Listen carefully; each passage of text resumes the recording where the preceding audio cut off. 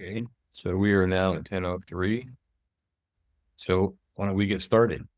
Thank you all very much for being with us this morning. We really appreciate it. My name is Tim Taylor. I'm with the Sacramento Clean Cities Coalition, and we have a great group of folks that are going to be presenting information here today. To those of you who may be struggling to figure out how you can transition your fleet to zero emission, you're going to learn a lot about how you might be able to make that happen. We would like you to remain on mute during the presentations. If you have a question or you'd like to indicate something to us, just put it in the chat. And if when we get to the Q&A section at the end, when we get there, those of you who would like to say something, just raise your hand and we can take you off mute, or you can take yourself off mute and ask the question. And during the course of the presentation, you could put questions into the chat. We'll see if some of the questions sort of all kind of aggregate together and we can ask while we're going along.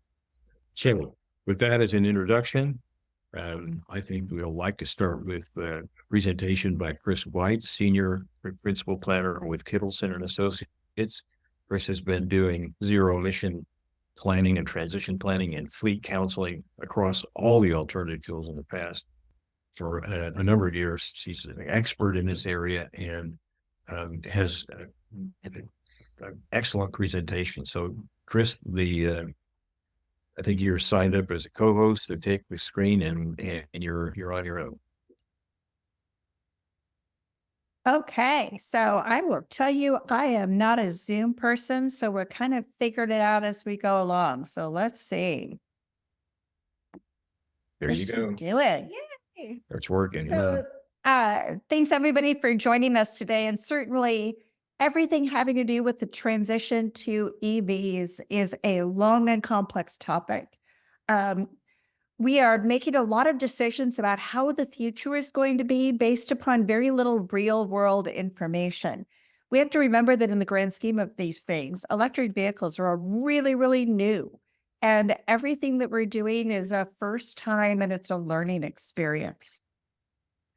So our goal today is to really focus on the bigger vehicles, the medium and heavy duty vehicles, and the fleet transition, which you may know is required under California law for most of us.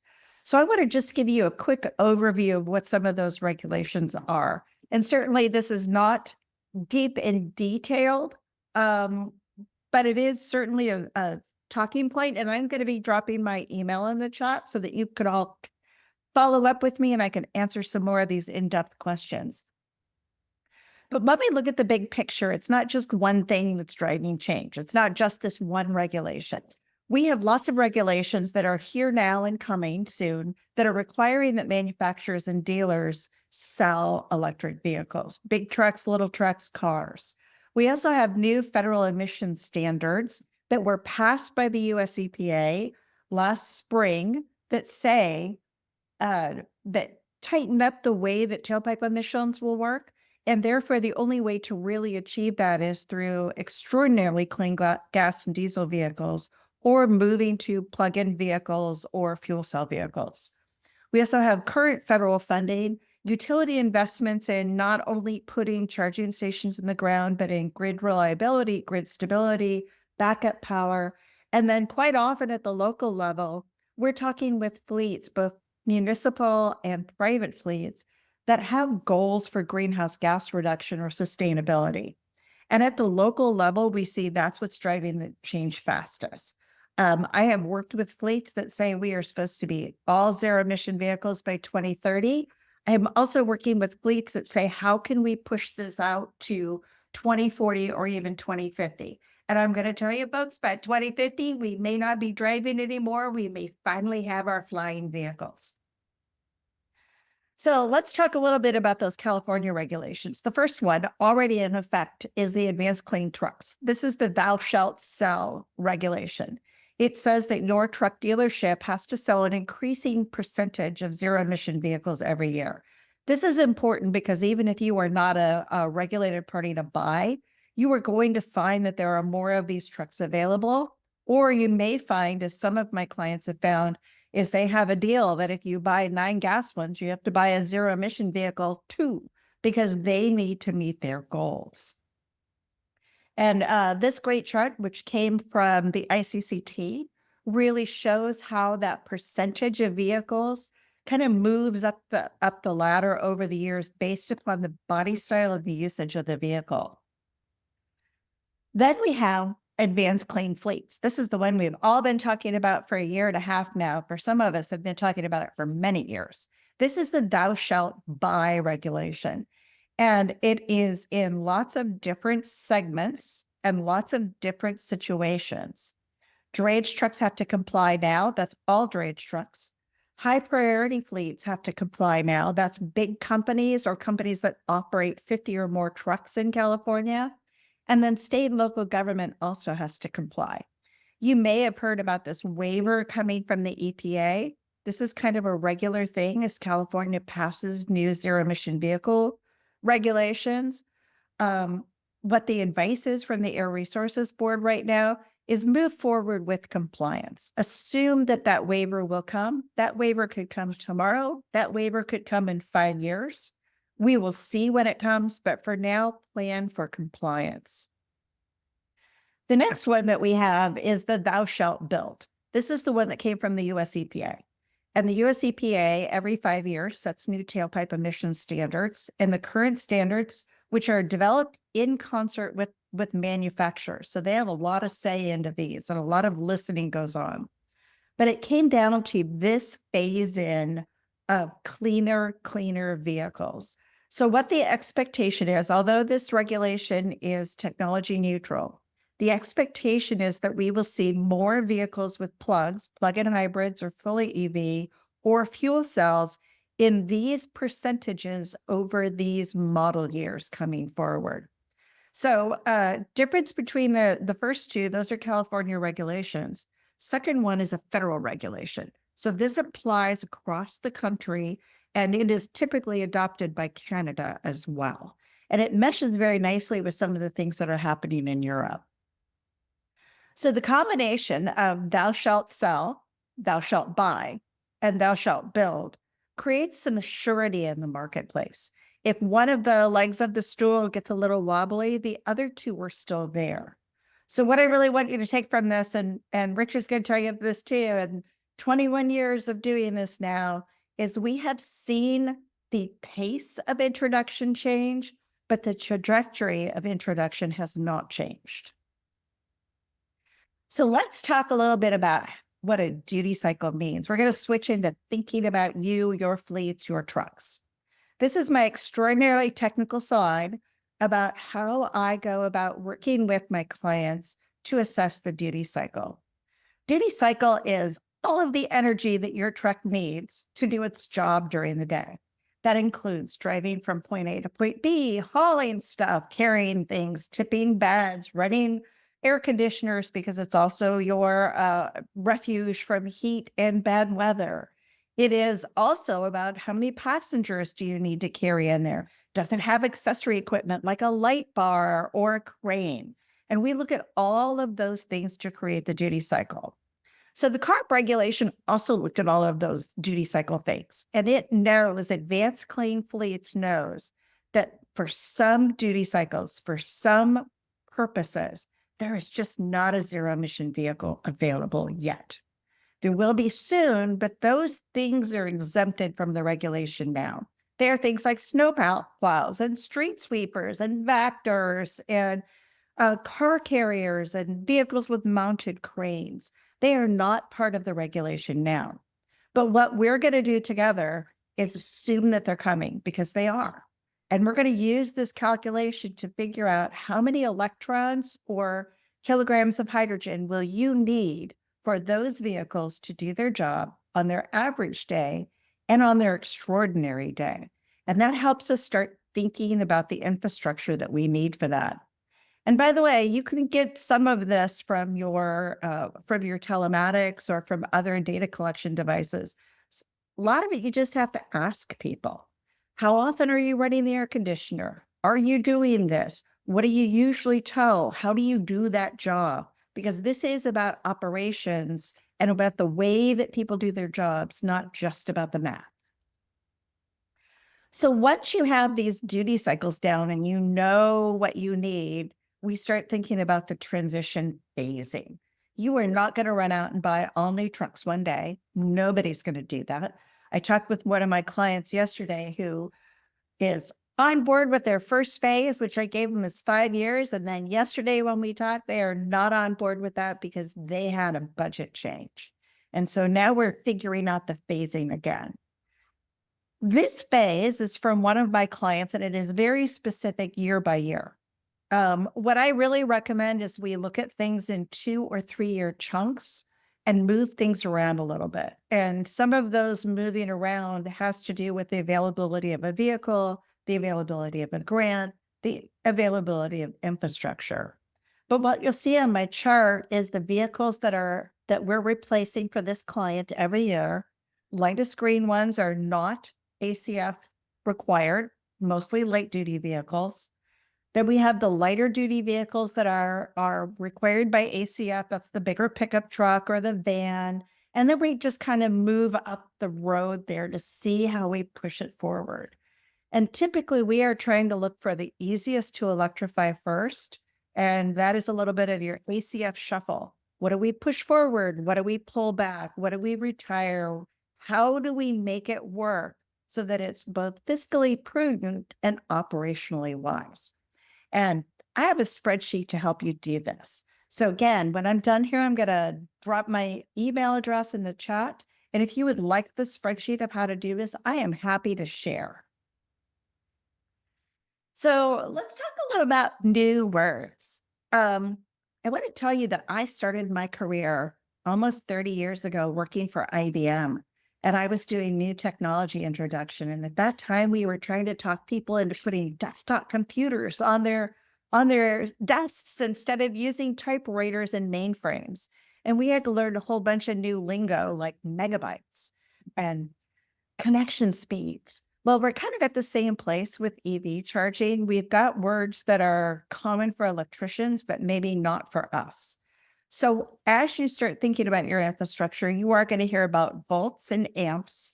And then ohms are basically the watts. It's the pipe size. So the higher amps that you have, the more electricity you're going to get through your pipeline into your charging station.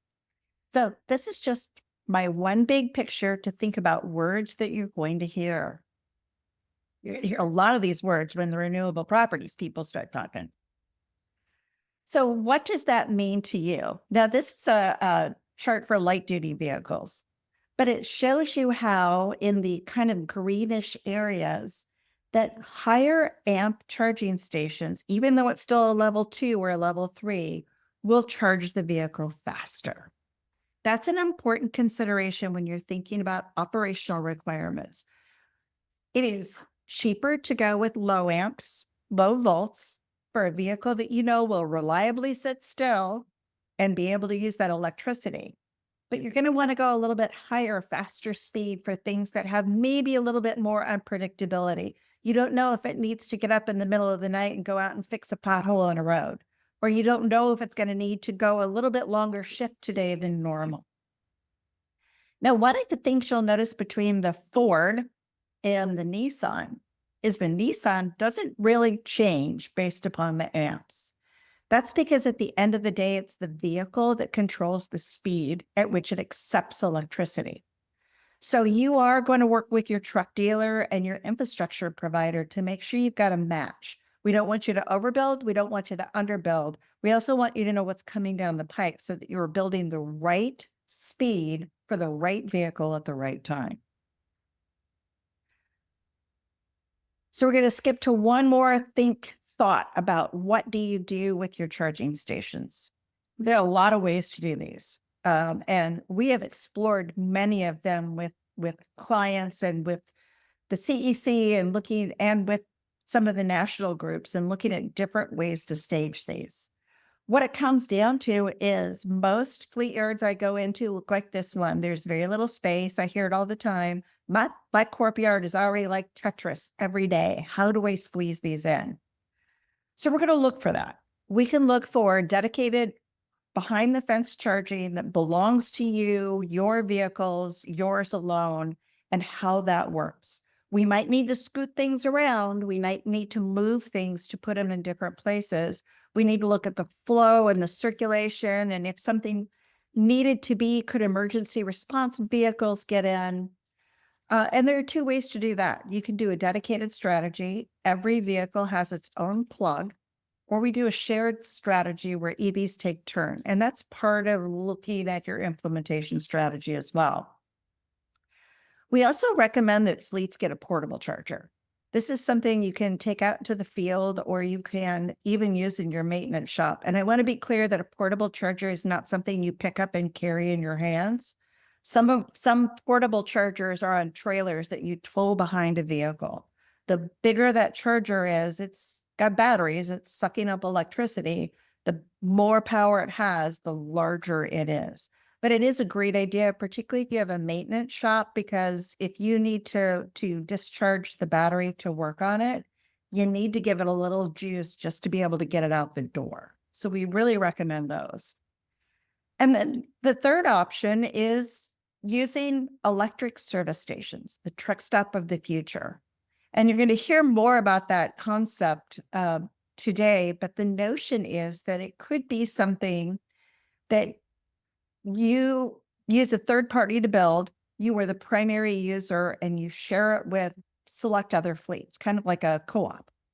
It could be something that somebody else builds and you count on it and you use that. It could be something like going to the club where you have one here and one over there and one over there. So you have a range to it.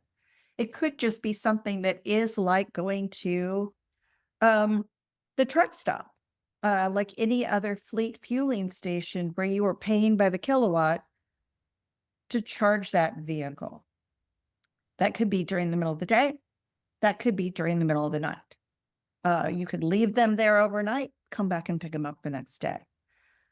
So there are a lot of options. And between the state of California and the federal government, these are already in construction across California, also in Oregon, also in Washington. And I know we have one friend with us today from Calgary because I saw that when I let him in the waiting room. So we're also seeing these built in Canada. So just another consideration that you don't necessarily need to juggle around your Tetris yard to fit in charging infrastructure. There are a lot of different options out there.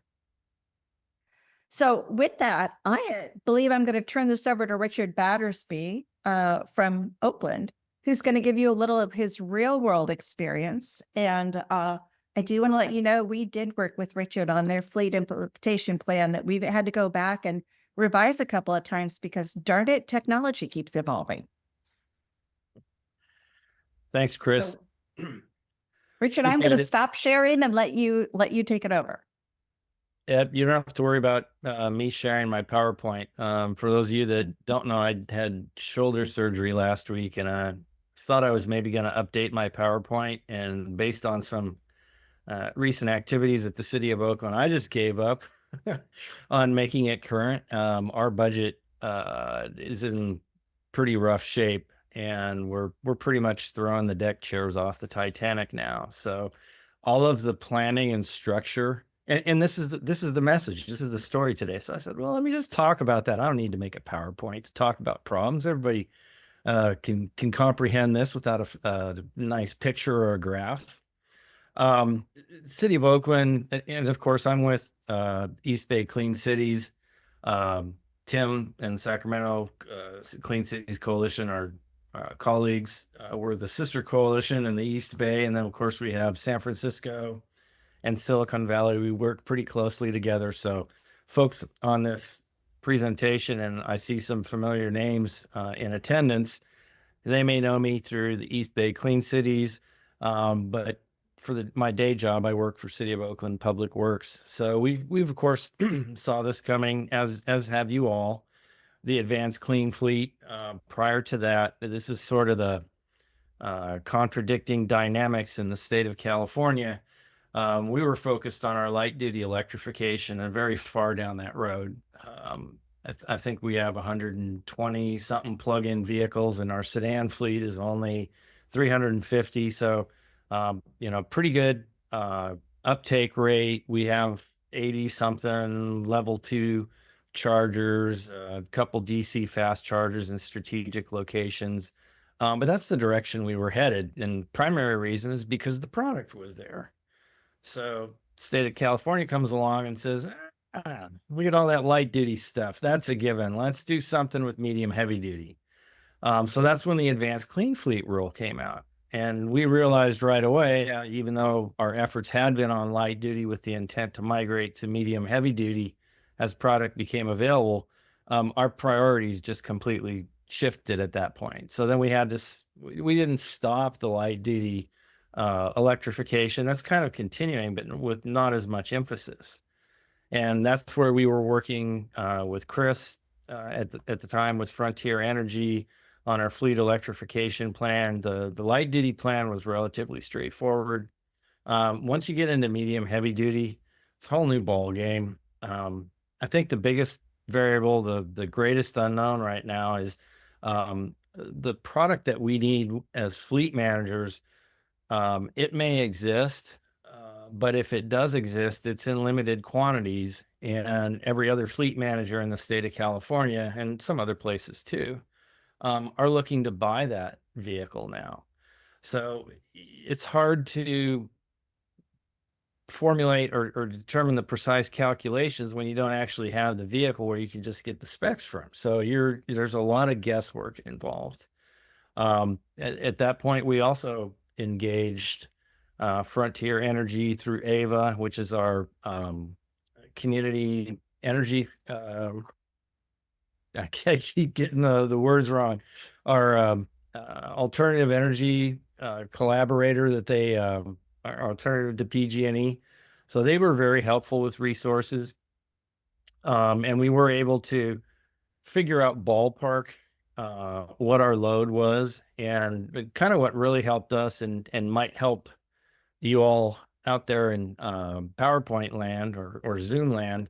We were required to submit the large fleet reporting to the Air Resources Board. I think that was the year before the advanced clean fleet. So we had the inventory of the types of vehicles that we had in use, where they were domiciled, and generally what the duty cycle was. So a lot of that data capture, if you're starting the project from scratch, already existed, which made things a little bit easier.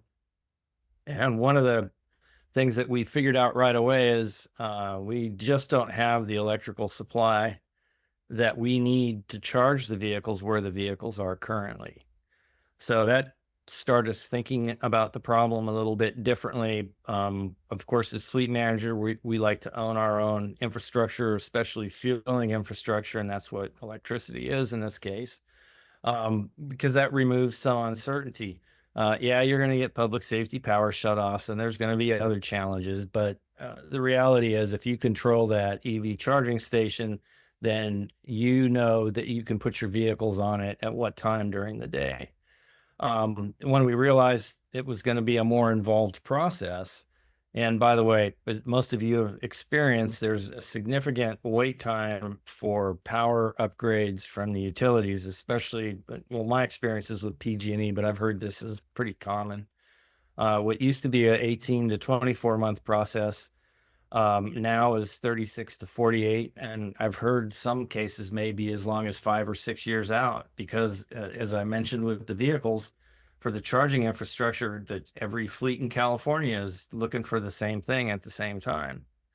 So the interim option, and we still had plans to field the vehicles, even though they weren't on the dealer showroom floor.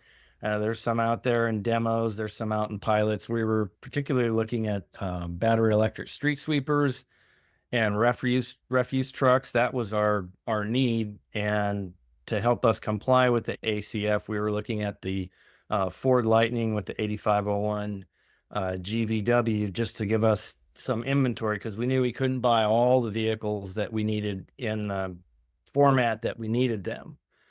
And then our plan became, well, what are we going to do if we're not able to upgrade our electrical for 3 or 4 years down the road? We've got to buy the vehicles. How are we going to charge them? And that's when we started looking at shared charging depots with other fleets in the area, other municipalities, talking to the Port of Oakland, recently talking to East Bay Mud, just seeing what options were out there. And then the charging depot was really coming into vogue probably in 2023, but certainly now in 2024 is the year of the charging depot. And that's where a third party vendor will come out and construct an EV charging location. And we, as a fleet customer, would either through subscription or some other contractual arrangement have the ability to charge there. So we started deploying all three of those possibilities at the same time: construct our own electric vehicle infrastructure, partner with other municipalities, look at shared arrangements, and then identify and contract with EV charging hub operators. So that's kind of where we were at City of Oakland, and we weren't focusing on the dollars because there is quite a bit of grant funding out there.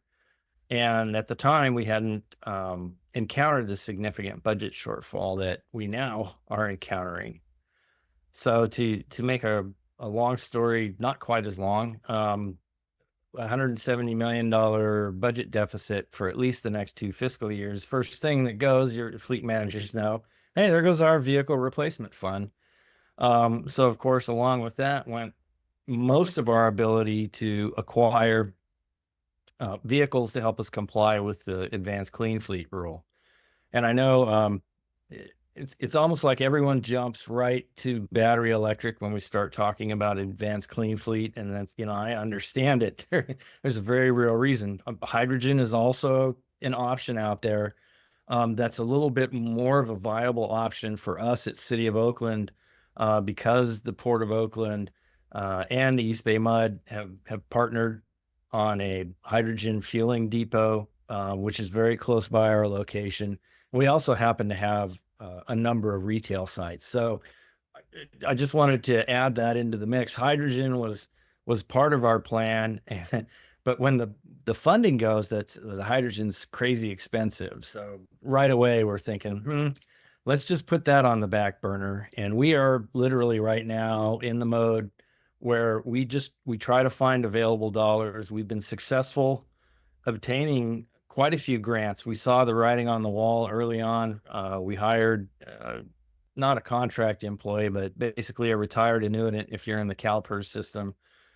We brought a fleet manager back on board, and that was his sole job was to go out and pursue grant funding opportunities, and then also shepherd the fleet electrification process. Because from where I sit as a fleet manager, unless you're a very small fleet, if you try to just add this to the stuff that you do, you're probably going to not do it as efficiently as you could. You're probably going to miss opportunities, and you probably fail to meet your objectives. It is a ton of work.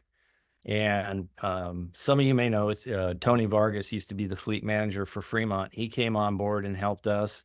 He interacted with Chris. We had some other resources available through Ava Energy. So we had AirUp helping us write some grants. We were successful on the Energy Commission, the Fleet Infrastructure Charging Grant. We were awarded that. We came up with a EPA vehicle grant. We got approved for the Metropolitan Transportation Commission, another planning grant, because as I mentioned, the ground shifted underneath us. So even though we had some fleet electrification plans piecemeal through different fleet components, we need to really get a more cohesive overall fleet electrification plan. So we were successful getting the grants, but as you know, if you're in this industry, unless you get really lucky and you're able to stack various grants or opportunities, you're going to have to come up with some match funding. So that's exactly where the City of Oakland is right now. We are very limited in scope in the number of vehicles that we're going to be able to acquire, replacement vehicles or even additional vehicles. It's all strictly funding limited. So we're, I like your analogy, Chris, about the Tetris with the parking lot for fleets. or literally doing a Tetris operation with grants, vouchers, and other incentives. And if you've been following the scenario with the HVIP, that we previously just sort of took that for granted. That's going to be a given. We're going to have X dollars available for whatever type platform you want to buy. Well, that program's completely oversubscribed unless you're in a niche fleet or you're drayage or a school bus operator. So it's turned out what was already a very complicated issue is now even more complex and complicated because the resources are drying up. Tim and I had this conversation even before the big waterfall or the big flood hit of everybody buying these vehicles. But their Energy Commission and Air Resources Board put up some big numbers. They're talking about, hey, we got a $200 million funding program here, and we got a $100 million funding program here. Great. I looked at our overall fleet electrification plan just for the city of Oakland. It's going to be $240 million just for us. That's just one fleet. So the funding that's out there, not even close to being adequate to do what you need to do. With vehicles, some other options, and sorry if I kind of rambled through this. This is sort of the concluding point, and I'll pass the baton. For vehicles, we've really only looked at owning equipment as a municipality, but the cost of money is normally pretty cheap for us. We like to modify the vehicles. Our operators don't necessarily treat them as well as other potential fleet customers, so we like to own the vehicle, and we were dabbling in maybe leasing some equipment because of the funding limitations, both internally within the city budget and also the grant funding. We're looking at maybe an electric vehicle and charging, all packaged as a service. There's some new opportunities where businesses are at least indicating that they would like to provide those services. And we're also looking, as I said, we're looking to third parties to help us with that charging infrastructure. So if we do find the money, the vehicles that we do buy, it's probably going to exceed the capacity of our existing charging network. So we've talked to multiple charging hub operators, Prologis, Forum Mobility. Next Year Energy had a big plan. That one I don't think that one is off the table. BP Pulse was in the area, and of course we talked to Jeff with Renewable Properties. He's not he doesn't have a location that's very convenient for us as a city, but he's got a location, and I think that's going to be the safety net that helps fleets bridge this gap until we can really build out the infrastructure that we need internally, or until the utilities can get around to providing this additional services to all the customers that are patiently waiting in line trying to get their property upgraded. So to summarize, we started this thing, rose-colored glasses. Yeah, we're fleet. We do this stuff all the time. We've fielded alternative fuel vehicles, and I'll be darned if every single wheel didn't fall off of our bus. But we're still trying to chug ahead. So please, if you're a fleet out there and you're struggling,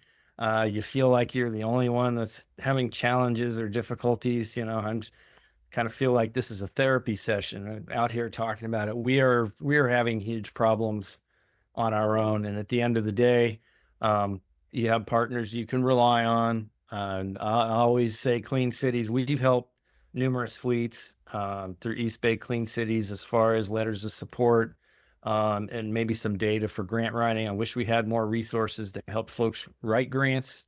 Unfortunately, we don't. And then the others that are on this call that are going to talk about this after I'm done. I spent most of the time talking about the perspective from City of Oakland. It's kind of gloomy. It's in the storm season, but from the East Bay Clean Cities perspective, hey, we are here to help. We want to help you manage the process, and so do the others that are on this presentation. So with that, I'm not sure who's next, Tim. I might have given a good Okay. segue to Jeff. Well, I think next up is going to be Aaron Halimi, who's the CEO of Renewable Properties. And so if you come off mute and share your screen, you should be able to do that, Aaron. Here, 1 second here.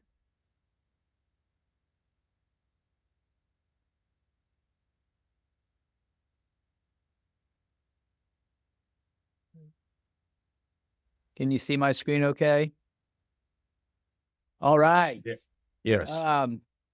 Well, thank you. Thank you, Tim, Chris, and Richard. Appreciate the opportunity to join you on this panel today. My name is Aaron Halimi. I'm the founder and president of Renewable Properties.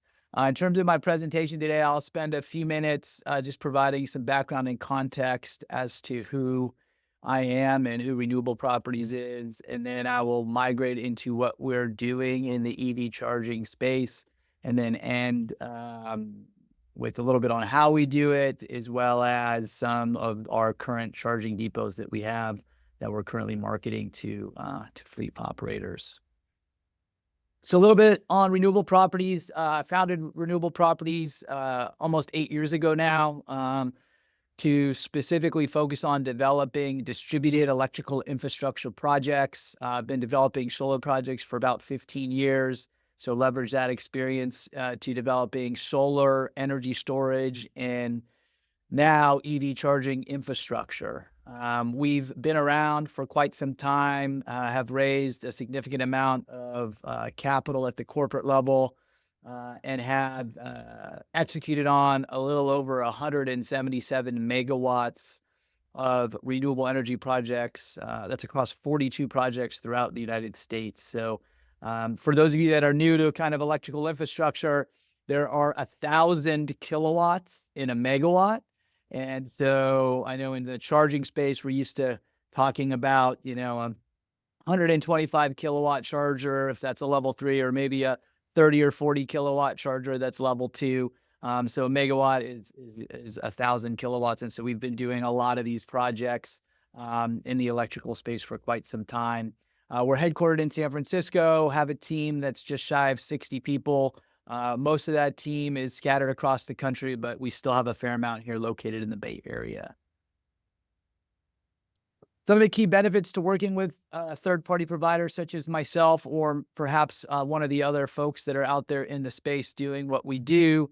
We're vertically integrated. Our core business is developing, owning, and operating electrical infrastructure. I'll go into it a little bit further in the presentation, but there's a laundry list of related challenges or obstacles that you have to overcome when developing this type of infrastructure. And so that's what we do for a living. That's what we know how to do best. And we've partnered with utility companies and other businesses throughout the country to deliver these solutions for them. And that's what we're now doing in the EV charging space. We've got an experienced team, and ultimately we're very flexible and nimble and can cater different solutions given your needs. Again, some more stats on us. The upshot here is we've been around for a while. We're well established. We know what we're doing, and excited to share more on what we're up to in the EV charging space here today. So as Richard mentioned, we're one of those companies that is developing third-party owned EV charging depots. So we've been leveraging our background and expertise in the renewable energy space, dating back to our initiative to get into EV charging back in 2022. And ultimately, iterated on a bunch of different ideas around EV charging, and settled on the opportunity and the need that we see going forward, which is a need for offsite charging depots for fleet customers right now throughout California on the heels of the Advanced Clean Fleets legislation. And so that's what we're doing. We're developing, 2 to 5 megawatt charging depots in industrial park locations throughout California. So infill, close to where our potential customers are located, and evaluating a variety of contracts with potential fleet customers on how those fleets can charge and use our infrastructure. Chris touched on this earlier, but policies are driving demand. This is not that dissimilar. In fact, it's very similar to what I saw in the renewable space back in the early days of solar in California, so 2008. If I were to throw a graph on the screen, you'd see a very negligible amount of solar being installed back then, and you'll see this exponential ramp to how much solar we're installing in the United States on an annual basis today. From where we sit, we think this is no different. We're seeing California take a leadership position, similar to what it did with renewables policies here in the early 2000s. They're doing it as it relates to the electrification of fleet vehicles. And we believe that what we're seeing in California is not an anomaly. It's really just the start. And so we're already seeing other states across the union lean into this type of policy. And so we expect this demand to continue. So a little bit on our approach, we're focused on serving public, private, and last mile delivery, service and transportation fleets. Really, it's no cost up front for you to have access to what is otherwise a very capital intensive facility. And so some people refer to it as charging as a service, which is really, a contract, whether it's a power purchase agreement or a site lease agreement or some combination of the two that would effectively govern the price by which you're paying for those kilowatt hours that are moving through our electrical infrastructure, and also a price by which you're paying to store your vehicles there overnight. So more on what we're doing. I think this is probably the meat of what you all are interested in today is what does it take to develop an EV charging depot or a piece of electrical infrastructure just in general. And so site diligence is really key to success. That starts on the upfront site acquisition side of the ledger. We always diligence upfront the path to permitting. So it's a little bit more straightforward with EV charging than it is with perhaps energy storage or utility solar, which is where we come from. But ultimately, it's the same set of rules and regulations and things that you're navigating. And so making sure that there's a path to permitting, making sure there's no environmental issues on site, so things like wetlands or contamination or biological or cultural resources. And then, last but certainly not least, title related issues. So, have the mineral rights been severed, or is there access to the property? Is it insurable? All of these things factor into developing electrical infrastructure, which really is at the end of the day, financed through project finance. So financed through either tax credit investors or project lenders, or some combination of the two. They're all looking for the same set of deliverables in terms of that site from a insurable and financeability perspective. The next piece, and probably the most important piece, and Richard touched on it in his discussion just a few minutes ago, is the interconnection. And so, that is, interconnection is the way by which you can connect to the grid. And so in this instance, we're searching for sites where there is enough electrical capacity available at the site in a cost-effective and in a time horizon that works for the project that we're developing. So some sites have electrical capacity today. Other sites may take 3 to 5 to 10 years to get that electrical capacity. And so searching for sites where there's available capacity, overlaying that with sites where there's a path to permitting, and then overlaying the last piece, which is proximity to our potential customers, all factors into the sites that we're taking on as a company to develop and to bring to market and offer to fleet customers such as yourselves for charging as a service. So a little bit more just on the time horizon. So the time horizon here, even if you're working fast, is it takes some time. building anything, developing anything here in the United States, let alone California, takes time, and electrical infrastructure is no different. What I like to tell people is my business is really no different than a real estate development business, except it has an added layer of complexity in that our main customers are the electrical utility companies. So there's an additional layer of regulation that we're dealing with and a timeline that is associated with dealing with those potential partners. So it takes a couple months to identify the right region that you want to be working in. It then takes a couple more months to identify sites in that region, to ensure that the diligence checks out, and that ultimately what you're planning to develop and build is financially viable. And then it takes a fair amount of time to actually take that shovel-ready site, if you will, to a site that is operational. So you have electrical design requirements, civil design requirements. You have to get your building permits from that local city or county or authority that has jurisdiction. And then you ultimately have to build that site and ensure that your entire kind of development or construction horizon is at lockstep with the utility company. So the utility company not only studies whether or not your proposed charging depot can connect to the grid at a certain time horizon and at a certain cost.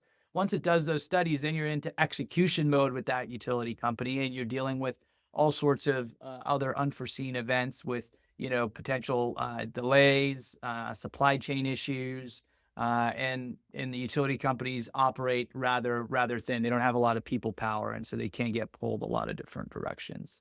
But in short, really, if you're running really fast, maybe you get it done in 12 months, but it's really closer to 24 months as it relates to developing an EV charging depot. And for some context, that's a quicker development horizon than it takes to develop other electrical infrastructure of similar size. So if you're developing, a 5 megawatt solar or energy storage project, it takes even longer. So a little bit on the sites that we currently have under development. So we've got a few sites here in Northern California, one in Vacaville, another one in Richmond, and then our third site is in San Jose. And then we're moving our way down to the Central Valley with a site in Fresno and Bakersfield. We also have a site in the Central Coast in Santa Maria and Santa Barbara County, and then a site down in Southern California, down there in San Bernardino. So we've got a pretty decent footprint of sites that we're actively marketing to fleet customers. And just a little bit more on some of our near-term development sites. So this is our flagship site in Vacaville, California. It's actually located in the industrial park right where the I-80 and I-505 intersect. So if you're familiar with the Nut Tree Shopping Center, there's an industrial park kind of just to the north there. So we have 2.8 megawatts of electrical capacity secured that is available in Q3 of this year. Right now, our current design configures 53 level 2 overnight stalls with 6 level 3 pull-through stalls. It's be 24/7 secured with credential access only. And it's subscription based on monthly parking, charging utilization, and service and support. Similarly, we have a site in Richmond, California, not too far from where Richard is located in Oakland. For that site, we have 5 megawatts of electrical capacity secured, but that capacity is not available to us until mid to late 2026. But similar structure with a combination of level 2 and level 3 chargers, which has been our initial design, albeit we are flexible in how we're configuring the charging, the types of chargers and the size of those chargers, knowing that the scarce resource that we have secured is that electrical capacity or that ability to serve what we're developing. Last but certainly not least, if you're interested in working with us or working with another third-party provider like Renewable Properties, we can also do build-to-suit or custom project development. We're very good at securing sites that are viable for EV charging depots. And so if a customer is struggling with a solution and they need a solution closer to home, please don't hesitate to reach out. We'd be happy to engage with you in that regard as well. So that's what I had in terms of my formal presentation. I'm happy to open it up to questions, or I believe I'm going to pass it back to Tim. I think he has some closing remarks before we go into some Q&A. No, what I was going to do is precisely what you just volunteered. That is, if anybody has any questions, you can raise your hand and be unmuted, or you can put them in the chat. We don't have anything that's shown up in the chat along those lines other than Chris's contact information. So does anybody have any questions out there that they would like to ask? I don't see any hands being raised. I actually I'm sorry. I was Please. going to ask Aaron a question too. Go ahead. So Aaron, the sites that you showed us that you're developing, I saw parking garage and I also saw acres. You know, what is the sweet spot that you're looking for? If I came to you and I said, I got a parking lot that has 15 stalls in it, build me something. Too small, too big, just right?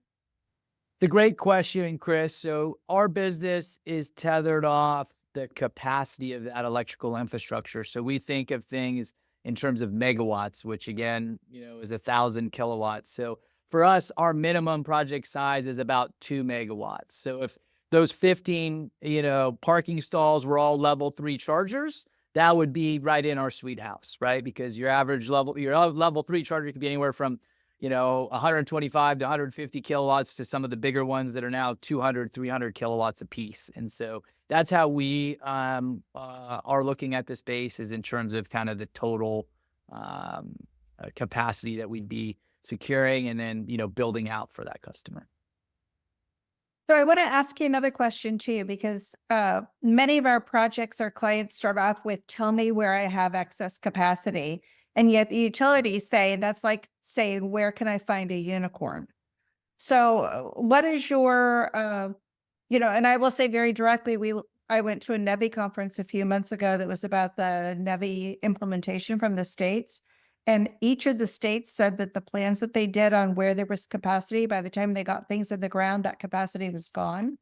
And one utility, Tucson Electric, the electricity company for Tucson, said that when they give you a capacity report, it's good for 5 days. So yeah, what's your advice for folks that are playing the tell me where I have excess capacity game? So she said a lot of stuff there. So I'm gonna try to answer it all. But if I don't, you can remind me. So I guess first of all, you referred to a capacity report. So that is something that you can request from a utility company. Again, all utility companies do things similarly, but they also do them different. So they all may have different terminology that they're using. So, with PG&E, you can request a pre-assessment report or a pre-application report. And that is exactly correct. All that is a snapshot at a given point in time. That does not necessarily secure your right to that electrical capacity, which is ultimately what you want to do if you are searching for available capacity. You not only want to identify it, you want to secure it. And so to secure it, you have to go through the formal interconnection process. Again, that is something that a company like mine is very experienced in, and we're successful at navigating it. But it is the process that you have to go through. And in the end, you're ultimately presented with an interconnection agreement. And then that interconnection agreement will govern the terms by which you get that capacity. Those terms primarily being the cost, as well as the timeline by which the utility will provide you that capacity will those show up. So that's the name of the game. To put some other kind of context around it, we look at a lot of sites. And not every site we look at, or not every site we even take on in early stage development, makes it all the way through to fruition. And the primary cause for dropout through the development process is interconnection, is the availability of that electrical capacity. And so that is the scarce resource. That is the thing that will ultimately bottleneck the space. We're far from there as we sit here today, because I think adoption has been a little bit slower than everyone has anticipated in terms of fleets electrifying. But there will become a point in time where that available capacity is the scarce resource, is the thing that will prohibit mass deployment. And ultimately, that's no different than other challenges that you hear about. You hear about large data centers across the country running into issues securing that electrical capacity, manufacturing plants, even the generation of renewable energy. Like I said, my core business, that's the number one reason why a project is terminated, is because that utility doesn't have the available infrastructure, those existing distribution and transmission lines, or those substations are not built out with available capacity as they currently sit here today. So we do have a couple of questions in the chat. First one up here is about, it looks like it was one of the questions I was going to ask in terms of overnight parking and the people that would be driving the trucks. Do they have do they have a colleague pick them up? Is there public transit? Is it Uber or Lyft? Is there a parking option for the people who are an on-site parking option for people who are picking up the truck to use it during the day or use it during the shift and then turn it and then return it to charge at the end of the shift? Yeah. And No. I was going to ask one additional element to that, and that is driver amenities or amenities associated with people who would be waiting at that site. Yeah, no, those are great questions. So, and the answer depends on the type of charging stall that we're talking about. So, on the overnight charging stalls, those are level 2 chargers. So, the idea is the fleet vehicles would be domiciled there overnight. So, if you're a driver of that fleet vehicle, you would drive your car to our charging depot. You would park your car, you would pick up your EV that you're gonna go around and do your deliveries or, your meetings or appointments or whatever the use case is for that vehicle. The L2 kind of concept is really for a home base. So it's designed for fleets that go out and come to a home base every day. Now that's different than the L3 use case, which the L3 use case is more for somebody that maybe starting in that fleet vehicle, and they may be, doing a there and back run, or they may need a location to charge along a route, or they could also be used to top off some of the L2 customers in the event that they forget to plug in their vehicle. And so it depends on the use case. And our charging depots right now contemplate both use cases coexisting. And that's really a function of us trying to target and market that site to a variety of customers. At the end of the day, if a customer came along and said, "Hey, Aaron, I want all 2.8 megawatts of your charging capacity. I want it in all level 3 chargers," that's something that we could figure out. If they said, "Hey, I want it in all L2 chargers and I want to lease the entire parking lot," that's also something that we could figure out. So at the end of the day, there is some customization to the offering, and a function of it is that meeting what the fleet's needs are. Just to clarify, your L2 strategy is the driver of the truck parks their car in the same stall that the truck was parked in. That's what you're describing? That's right. Okay. So here's another question. Can you explain how the charging will be marketed to users? Are there discussions with Caltrans to include signage to the site? By the way, is there any negotiation with Caltrans about charging at rest stops? Yeah, those are great questions. So right now, our current offering is a private charging depot.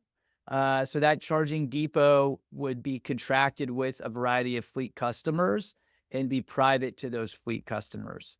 That's not to say that we're not exploring a more public charging depot offering, but a public charging depot offering would be, not that dissimilar to just public consumer charging, or the types of charging options that you see at, large shopping centers, or up and down major thoroughfares. So right now, what we're contemplating, and one of the benefits to fleet customers, is you want security that you have access to those kilowatt hours. And so the only way that we can do that is by, signing agreements with you and ensuring that we're not oversubscribing our facility, that you can get the kilowatt hours that you need when you need them. And just, I believe you said earlier, this is my question, you said earlier that you take on 100% of the capital cost, so that if somebody signs up with you, and doesn't make any payments until they're parking their vehicle and charging. That is correct. That is correct. Yeah. So you make payments as you're using the electricity, and you make payments as you're using the facility. And so we take on the upfront capital investment. One of the other things that we have a lot of experience in doing, and I think again Richard kind of spoke to it, is there's a variety of incentives and grants out there, and that's not again that dissimilar to our core business of developing renewable energy projects. And so we have a lot of experience securing incentives and grants, and have actually done that on a few of our sites to date. Actually, that site in Richmond just recently was awarded a $3 million grant to help facilitate the construction of that facility. Have one completely oddball question for you that's out of the off the normal spectrum, and that is, has there been any thought related to a V2G strategy for a client that might want to be able to get some revenue back, or you get some revenue back from power that's being stored in the vehicles at certain times of day or at night? Yeah, I mean that's certainly on the table. I would kind of describe that as kind of like the next level of charging depots. I think that's where all this ultimately goes. But I think to date, there's not a lot. I mean, I think Chris kind of spoke to this. This is all very new. There's not a lot of existing charging depots that are operational today, let alone under construction. And so, but yes, over time, that's certainly an opportunity, and certainly something where you can do vehicle to grid. You can also co-locate with energy storage and on-site solar generation, and ultimately get a variety of additional benefits with that facility when doing that. I think I had lost track of the very first question that was asked in the chat because I got down below it, but I think you just partially answered it. Are you looking at temporary energization solutions for your properties, which Yeah. would be some kind of power generation on the site, perhaps not even necessarily solar, but maybe solar as well, solar canopies? What other kinds of strategies for on-site power generation are you looking at if you can't get 100% of what you need from the grid? Yeah, so we've looked at on-site solar and storage combined. We've also looked at linear generators. I believe Prologis has a site for a customer where they installed a bunch of linear generators because they couldn't get the electrical capacity. At the end of the day, doing on-site generation just increases the capital, the CapEx, right? The capital being invested into that facility. And what we're talking about is a rather new type of electrical infrastructure project. And so while there certainly could be a lot of benefits with co-locating generation with these facilities, I think many folks like us want to see just the EV charging depots work and make sure that it's something that has it's financially viable. It's something that we can all make business sense of, and then we can start to layer on additional components that can facilitate additional capacity or facilitate a more secured or consistent fuel cost, right? So if you do on-site generation, you're not going to be exposed to utility rate increases in the future, or at least you've mitigated a portion of that. And so that's certainly something that we're looking at. We're evaluating it. Not as much as a means to get a facility on site before that utility deadline, or utility having the available capacity on the grid. That's primarily just because right now we're laser focused on sites where we can get electrical capacity today, so we can in turn go out and market those sites to customers such as yourselves. So as of right now, we do not have any more questions in the chat, and I don't see any hands raised. We'll give everybody one final chance to come in with a question. And if not, I'll I'll turn it over then perhaps to you, Aaron, to sort of just wrap up with any final comments. Sure, I'll go and I'll pass it around the room. I would just say that it's, I think, a very exciting time for the electrical infrastructure industry in general, and certainly the vehicles and fleet industry. Chris kind of mentioned, she started her career 30 years ago selling computers when everyone was using typewriters. It's a great analogy to what we're seeing here today. As I tell many people, the train has already left the station. The question is just how fast that train is moving down the tracks. And so this transition is inevitable. It is something that we have to do, and we will do. And we ultimately will see economic benefits for doing it. And so it may seem daunting.